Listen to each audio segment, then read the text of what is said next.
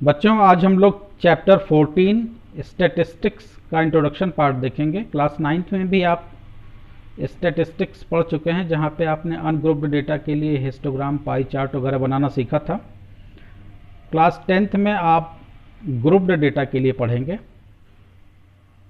तो डेटा क्या है, स्टैटिस्टिक क्या है, इसको समझ लेते हैं। तो डेटा को अगर डिफाइन करना हो तो हम कहेंगे कि इंफॉर्मेशन और set of given facts in numeric figures is called data. और स्टैटिस्टिक्स को अगर हमको डिफाइन करना हो तो हम कहेंगे कि it deals with the collection, presentation, analysis and interpretation of numeric data. यानी न्यूमेरिक डेटा को हम कलेक्ट करके उसको अलग अलग तरीके से रिप्रेजेंट करते हैं। जैसे हमने एग्जांपल दिया था हिस्टोग्राम का, पाई चार्ट का। उसकी एनालिसिस की जाती है और उसका इंटरप्रिटेशन किया जाता है।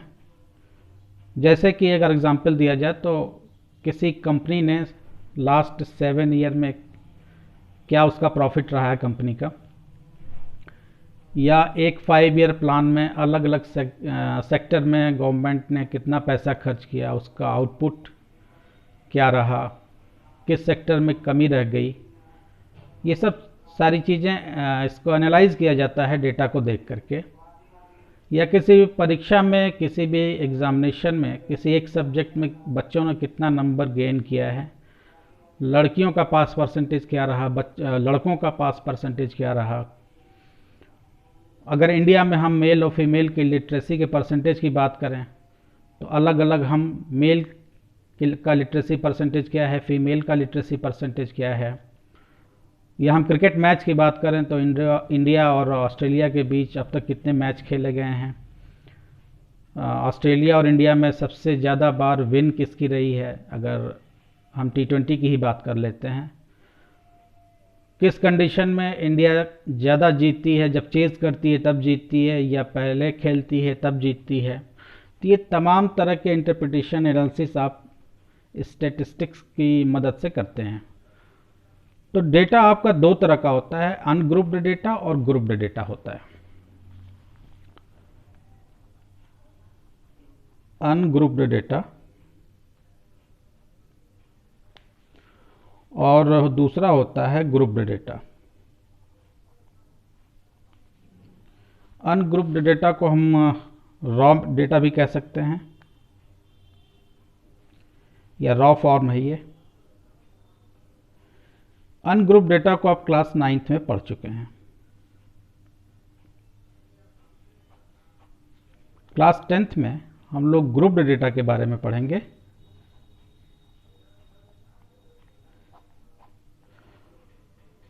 तो measure of central tendency, measure of central tendency में हम लोग मीन, मीडियन, मोड के बारे में पढ़ते हैं।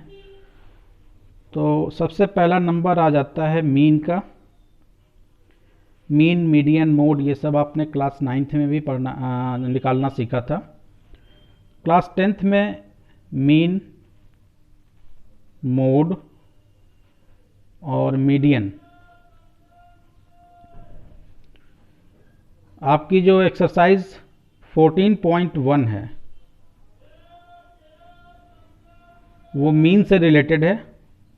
एक्सरसाइज 14.2 मोड से रिलेटेड है, और एक्सरसाइज 14.3 ये मीडियन से रिलेटेड है।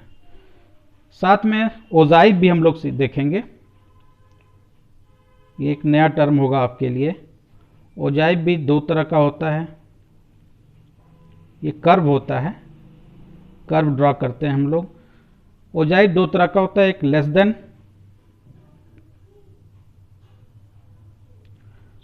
देन कर्व होता है ये, और दूसरा होता है more than curve.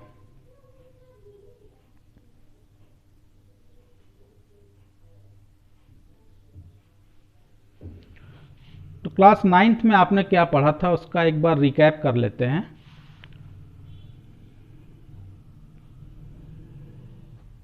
Class 9th में भी आपने मीन निकालना सीखा था। तो मीन का अगर लिटरली मतलब कहा जाए तो मीन का मतलब होता है एवरेज। मीन का मतलब हुआ एवरेज, इसको एक क्वेश्चन से समझते हैं। अगर आपको 5 प्लांट्स की हाइट दी गई हो और आपसे मीन हाइट पूछा जाए प्लांट का, तो एक क्वेश्चन ले लेते हैं इस पे। The height of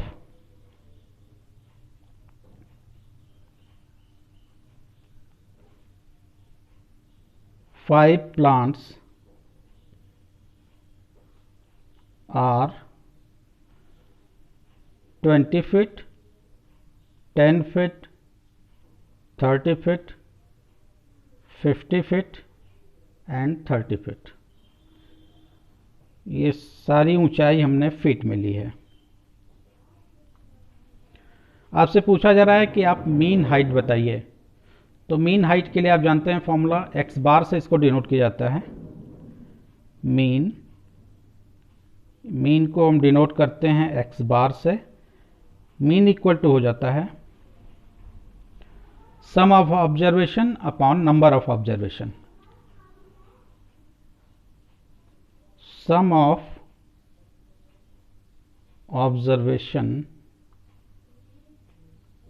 of observations upon number of observations.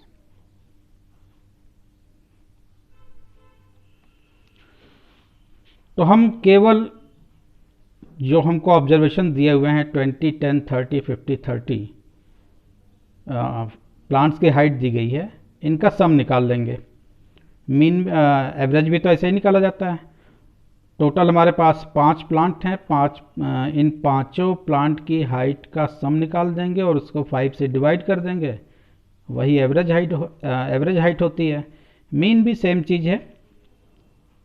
तो सम ऑफ ऑब्जर्वेशन की जगह पे हम वैल्यू पुट कर देते हैं 20 + 10 + 30 + 50 + 30 और टोटल ऑब्जर्वेशन आपके पास हैं 5 प्लांट्स हैं। तो एक्स बार की वैल्यू आपके पास आ जाएगी, अगर इनका हम सम निकालें तो सम हमारे पास आएगा 140 डिवाइडेड बाई 5 और इसको डिवाइड कर दें तो एवरेज हाइट जो आएगी यानी मीन हाइट जो आएगी वो आएगी 28 फीट। मोड की बात कर लेते हैं, इसके पहले मीडियन की बात कर लेते हैं। मीडियन क्या आपने पढ़ा था क्लास 9th में? तो ये नंबर 1 आपने पढ़ा मीन के बारे में।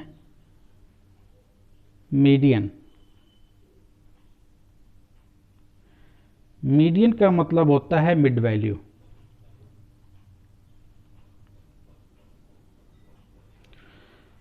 तो मिड वैल्यू हम इसमें निकालते हैं। सेम इसी क्वेश्चन को हम ले लेते हैं जो प्लांट वाला क्वेश्चन आपको दिया हुआ है। तो इसको हम पहले रीअरेंज करते हैं असेंडिंग ऑर्डर में या डिसेंडिंग ऑर्डर में। कोई भी डाटा आपको अगर दिया हुआ है तो उसको फर्स्ट अरेंज इन असेंडिंग और डिसेंडिंग ऑर्डर।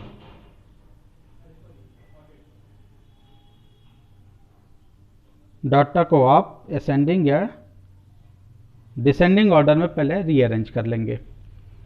तो हम भी रीअरेंज कर लेते हैं। सबसे जो लोएस्ट वैल्यू है वो है 10, देन 20, 30 और 32 टाइम है और देन 50। तो 10 हो गया, 20 हो गया, 30 और 50।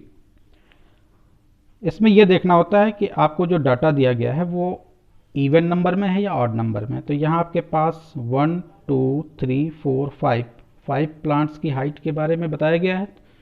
तो 5 एक ऑड नंबर है। तो अगर आपका डाटा ऑड है यानी डाटा जो आपको दिया हुआ है वो ऑड नंबर में है, तो बिल्कुल जो बीच वाली वैल्यू होती है यानी हम 30 को ले लेंगे। 30 के लेफ्ट साइड में 2 वैल्यू है और 30 के राइट साइड में भी 2 वैल्यू है। तो इस केस में जब आपका डाटा ऑड नंबर में हो तो बीच वाला जो नंबर होता है वो मीडियन हो जाता है। तो हम मीडियन इक्वल टू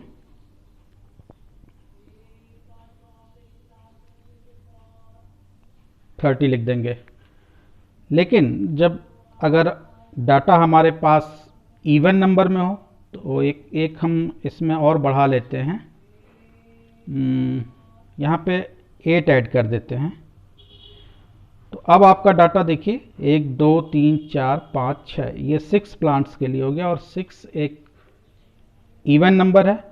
तो इवन नंबर का जब आप मीडियन निकालेंगे तो इन दोनों का आप सम कर देंगे और इन दोनों को सम करके 2 से डिवाइड कर देंगे। तो इस केस में आपका मीडियन आ जाएगा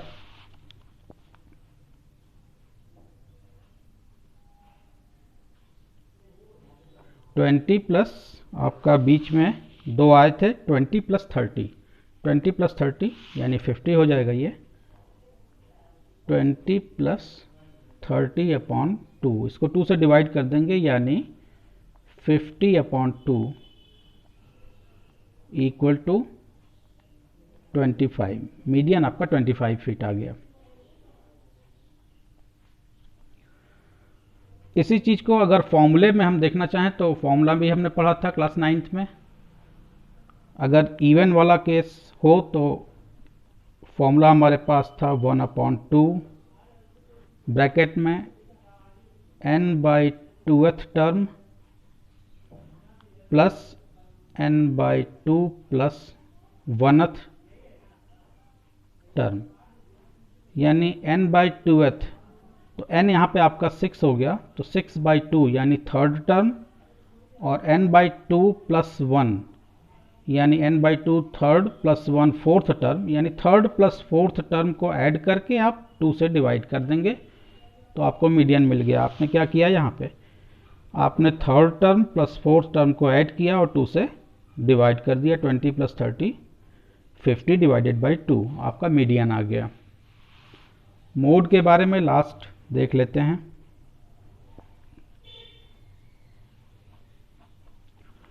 मीडियन आपने पढ़ा था, ये 2 नंबर हो गया, इसको हम नंबरिंग कर देते हैं, नंबर 3 हो गया ये मोड। तो मोड का मतलब होता है ऑकर्ड मोर टाइम, यानी कोई भी डाटा अगर आपको दिया हुआ है तो जो उसमें फिगर जो है सबसे ज़्यादा बार रिपीट हो रहा है, यानी जिसका ऑकरेंस सबसे ज़्यादा बार है, उसको मोड हम कहते हैं। तो हम लिखेंगे इसको ऑकर्ड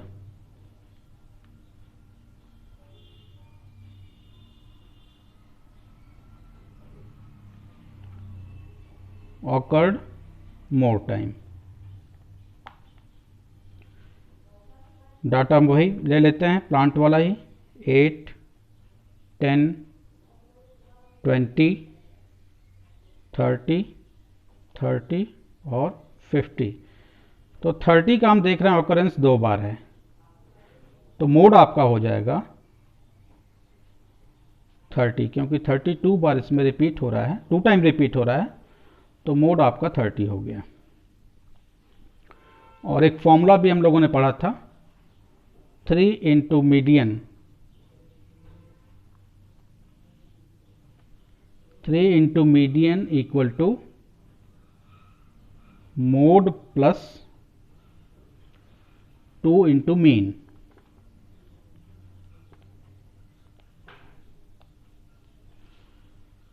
इस फॉर्मूले पर भी बेस क्वेश्चन आएंगे आपके एक्सरसाइज में।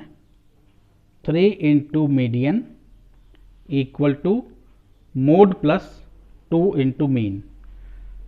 अब एक ग्रुप्ड डाटा का भी क्वेश्चन हम लोग ले लेते हैं।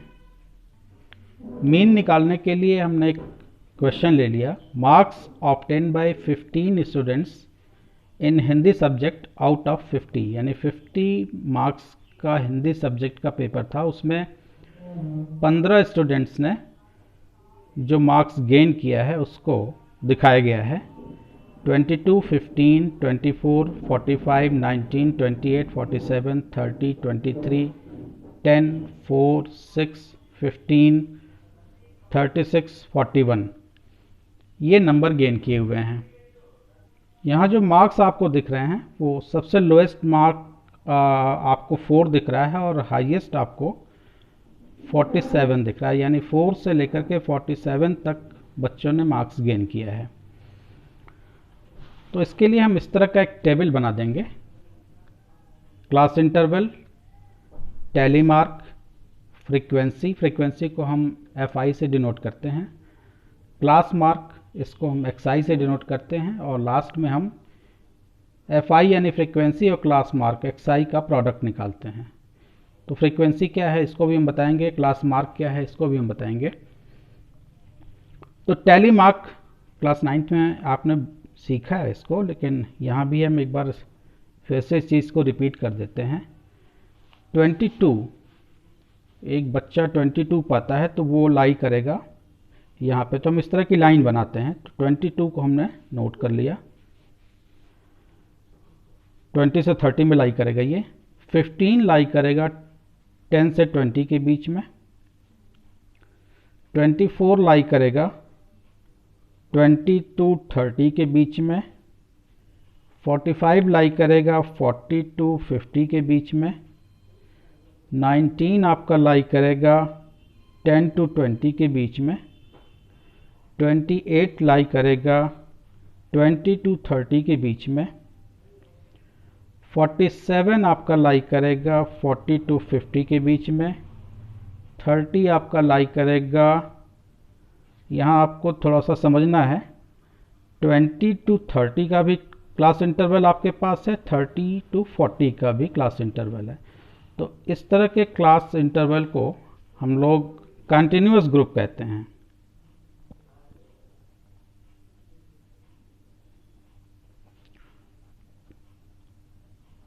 कंटिन्यूअस ग्रुप, या इसको एक्सक्लूसिव फॉर्म भी कहते हैं। एक्सक्लूसिव फॉर्म, इंक्लूसिव फॉर्म, इसका भी डेफिनेशन हम बताएंगे आपको।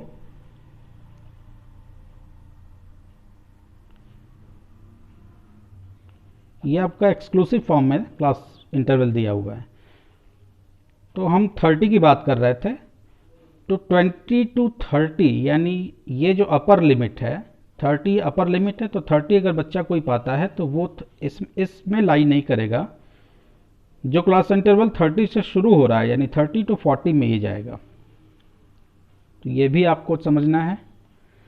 23 की बात करते हैं, तो 23 आपका 20 to 30 में लाई करेगा। 10 सेम केस है, 10 to 20 में लाई करेगा ये। एक बच्चा 4 गेन करता है, 0 से 10 में आएगा। 6 गेन करता है एक बच्चा, वो भी 0 से 10 में आएगा। और एक बच्चा 15 गेन करता है, 15 आएगा 10 to 20 में। 36 आपका आएगा 30 to 40 में। और 41 आपका आ जाएगा 40 to 50 में। तो इस टैली मार्क को ही हम गेन करके फ्रीक्वेंसी यहाँ पे लिखेंगे। तो चूंकि 2 टैली मार्क हैं तो इसकी फ्रीक्वेंसी हो गई 2। 10 to 20 में टैली मार्क 4 आपको दिख रहा है, तो इसकी फ्रीक्वेंसी 4 हो गई। 20 to 30 इसकी भी फ्रीक्वेंसी आपको 4 दिख रही है। 30 to 40 की फ्रीक्वेंसी 2 है, और 40 to 50 की फ्रीक्वेंसी आपको 3 टैली मार्क दिख रहे हैं, तो इसकी फ्रीक्वेंसी 3 हो गई। इन सबका अगर हम सम करेंगे, सिग्मा FI, यहाँ आपको सिग्मा FI निकालना। सिग्मा एक ग्रीक वर्ड है, सिग्मा का मतलब समेशन, आपको ऐड कर देना है। तो ये फ्रीक्वेंसी चूंकि 15 स्टूडेंट के मार्क्स के बारे में बताया गया, तो ये सिग्मा FI आपका 15 आएगा। यानी जितने डाटा आपके पास हैं, सिग्मा FI सेम नंबर में आएगा। ये गलत आता है तो आपने कहीं क्वेश्चन में गलती की है, फिर से आपको चेक करना होगा। क्लास मार्क के बारे में समझ लेते हैं। XI हम यहाँ पे निकालेंगे। तो क्लास मार्क हम निकालते हैं lower limit plus upper limit upon 2, यानी 0 यहाँ पे लोअर लिमिट हो गया और 10 यहाँ पे अब अपर लिमिट हो गया। इन दोनों को हम ऐड कर देंगे और उसको 2 से डिवाइड कर देंगे। तो यहाँ पे हम लिख लेते हैं लोअर लिमिट यानी LL हम इसको लिख देते हैं, प्लस अपर लिमिट यानी UL अपॉन 2। तो LL plus UL upon 2 0 plus 10 होगा, इसको हम जब 2 से डिवाइड करेंगे तो ये हमारे पास आएगा 5। सिमिलरली हम यहाँ पे भी क्लास मार्क निकालेंगे 10 to 20 का, 20 प्लस 10 30 और 30 डिवाइडेड बाई 2 इक्वल टू 15। तो एक चीज़ आप देखिए कि जितना गैप आपके क्लास इंटरवल में होगा वही गैप आपके क्लास मार्क में भी आना चाहिए। क्योंकि यहाँ पे गैप 0 से 10 का गैप है, तो क्लास मार्क में भी 10 का गैप होगा। तो या तो आप कैलकुलेशन से 30 प्लस 20 50 डिवाइडेड बाई 2 यानी 25। तो टाइम वेस्ट करने से अच्छा है कि जितना गैप हमारे क्लास इंटरवल में हम वो ऐड करते चलें। तो हमने 5 में 10 ऐड किया तो 15 में 10 ऐड किया तो 25 में 10 ऐड करेंगे तो 35 आ जाएगा, और 35 में 10 ऐड करेंगे तो हमारे पास 45 आ जाएगा। आप इसको कैलकुलेशन से भी निकाल सकते हैं और इस तरह से भी टाइम सेव करने के लिए निकाल सकते हैं। अब हम प्रोडक्ट निकालेंगे एफ आई या एक्स आई का। तो ये है आपका एफ आई और ये है एक्स आई, तो इन दोनों का आपस में मल्टीप्लिकेशन होगा। 5 2 ज़ा 10, 15 4 ज़ा 60, 25 4 ज़ा 100, 35 2 ज़ा 70 और 45 3 ज़ा आपका हो जाएगा 135। इस कॉलम में आपको सिग्मा एफ आई एक्स आई यानी इसका सम आपको निकालना है। जो आपने प्रोडक्ट निकाला एफ आई एक्स आई का, सिग्मा हमने बताया, सिग्मा डिनोट करता है समेशन को। तो sigma x I F I की वैल्यू जब आप इसको ऐड करेंगे तो आएगी 375। अब आप मीन का फॉर्मूला लगा दीजिए। मीन का फॉर्मूला होता है, मीन को हमने बताया एक्स बार से डिनोट करते हैं, इक्वल टू हो जाएगा, अब आपको क्लास 10th में फॉर्मूले से मीन निकालना है। ऊपर रहेगा सिग्मा एफ आई एक्स आई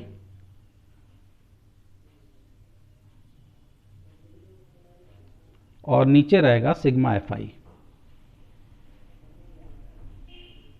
दोनों वैल्यू आपके पास है। सिग्मा एफ आई एक्स आई की वैल्यू आपके पास 375 है और सिग्मा एफ आई की वैल्यू आपके पास 15 है। तो हम वैल्यू पुट कर देते हैं यहाँ पे 375 डिवाइडेड बाई 15 से जब हम इसको डिवाइड करेंगे तो एक्स बार की वैल्यू आपके पास आएगी 25, यानी मीन या एवरेज जो आया, एवरेज मार्क्स वो 25 आया। तो इस मेथड को, जिस मेथड से, चूंकि 3 मेथड आपको पढ़ने हैं मीन निकालने के, इसको हम कहते हैं डायरेक्ट मेथड।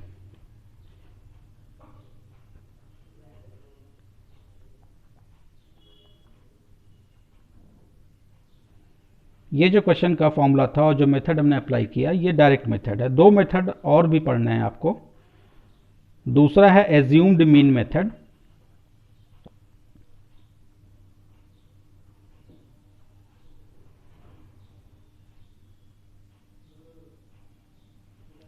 और थर्ड आपका है स्टेप डेविएशन मेथड।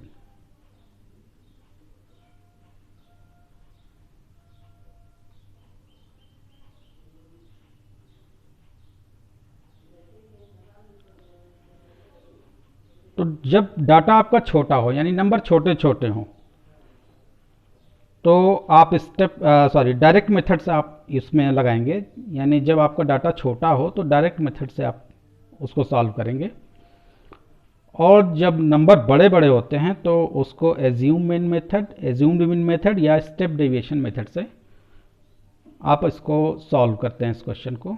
अगर क्वेश्चन पेपर में आपको कुछ दिया नहीं है कि किसी विशेष आप मेथड से इसको सॉल्व कीजिए, तो आप फ्री हैं, डायरेक्ट मेथड अप्लाई कर दीजिए या एज्यूम मीन मेथड या step deviation method.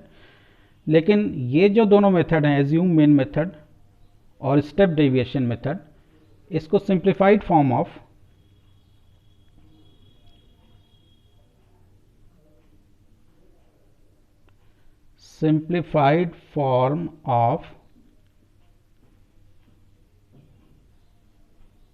Direct method.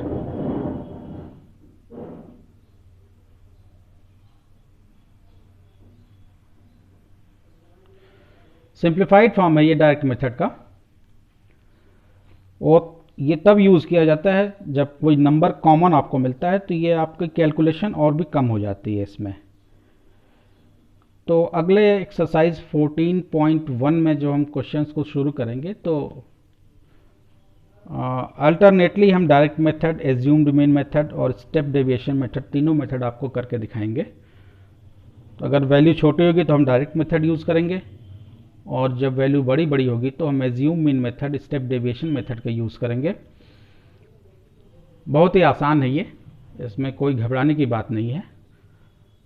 अगर वीडियो अच्छा लगा है तो चैनल को सब्सक्राइब कीजिए, अपने फ्रेंड्स के साथ शेयर कीजिए, अपडेट करने के लिए बेल आइकन को भी प्रेस कीजिए।